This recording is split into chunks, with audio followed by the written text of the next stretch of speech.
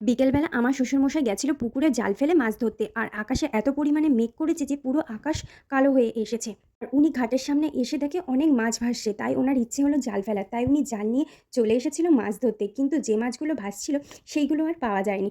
উনি যেমন মাছ খেতে ভালোবাসে তেমন মাছ ধরতেও ভালোবাসে, কিন্তু বড় মাছ না উঠেও ছোট ছোট মাছ অনেক উঠেছে। আমাদের পুকুরে প্রচুর পরিমাণে মৌটি মাছ হয়, আর এইগুলো সেই মৌটি মাছই উঠেছে। আর এই মাছগুলো জালে খুব আটকে থাকে, তাই ছাড়াতে একটু অসুবিধা হয়। আর এই ছোট মাছগুলো কাটতে আমার প্রচুর অসুবিধা হয়, আমি এই মাছগুলো কাটতে পারি না। তাই এই মাছগুলো আমার শাশুড়ি মাই কাটে। আমাদের কেনার থেকে পুকুরের মাছ বেশি খাওয়া হয়, আর আমার পুকুরের থেকে নোনা মাছ বেশি ভালো লাগে। আর কয়েকটা জাল ফেলার পরে এই মাছগুলো উঠেছে।